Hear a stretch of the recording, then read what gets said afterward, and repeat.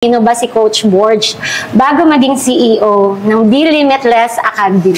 So, in regards with that, before Be Limitless Academy, yung roots ko talaga is in the BPO industry. So, I was also a regular employee. Sa years na yon, parang alam mo yun, yung nagtatanong ka sa Lord, ano bang plano mo sa akin? Kasi that time, I'm really active in the church. 17 pa lang ako, I'm leading people. So, yun yung naging training ground ko sa leadership. And 20 years old pa lang ako, nag-lead na ako ng thousands of people kasi malaki nga yung church. To the point I was being invited in a month or two sa Singapore, Hong Kong, just to empower churches, empower young people. Naging talagang yun yung training ground ko. Why na? Lord, ito pala yung ginagawa ko, transformational events, dati pa lang. May mga formal seminars and modules ako na win-workout noon. Nag-Bible school din ako in Malaysia and everything. And dun na ako na-train talaga in really helping and empowering people na ang daming tao, hindi nila alam yung purpose nila. Ang daming tao na they're always in bondage. And I myself, naging bondage din ako. Of course, lahat naman tayo, ang sinful nature natin, lagi we always sin and everything. Hanggang sa parang wala akong career. BPO industry, hindi ka makaipon. Yes. Tapos, may credit card ka, ang dami mong utang. So, parang ganun. Employee mindset ako that time.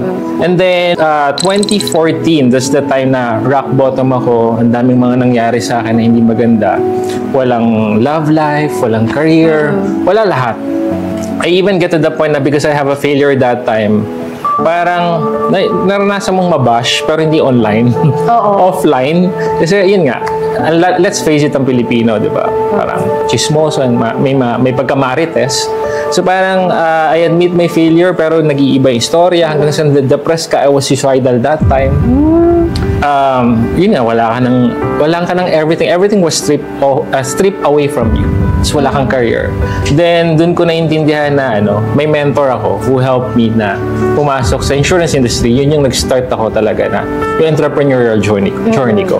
Pero kasi hindi ko magamit yung leadership skills ko. Yung high income skills pala, dati ko pa nag-iintindihan na gagawa. Kasi introvert ako dati. Hanggang sa lumawak ako, I expanded myself. Hanggang sa dun ko mas naintindihan yung purpose ng Lord sa akin na sa insurance industry, naging full-time ako. I gave myself 6 months timeline for me to be full-time in that industry. Kasi gusto ko hawak. Lahat naman tayo, gusto natin ng time freedom, financial freedom. At nagawa ko yon during 2015. 2016, nag-full-time na ako doon until I build and raise an empire by God's grace. Nagkaroon ako ng 3 branches and 500 plus people. Hanggang sa doon ko na birth yung Be Limitless Academy. That was pandemic 2020, parang takot ang lahat, hindi alam gagawin. I raised a branch that time.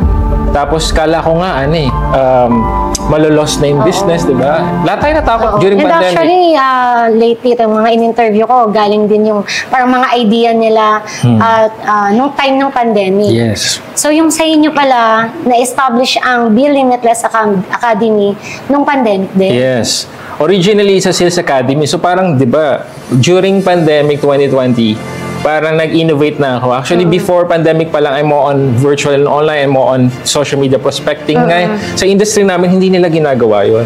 So, when I focus with online and social media, digital marketing, doon na nag-boom. From 115 people, naging 500 plus na, and then I raised 3 branches. And doon ko, ang dami nagpapamentor, isa ka lang, hindi mo kaya lahat.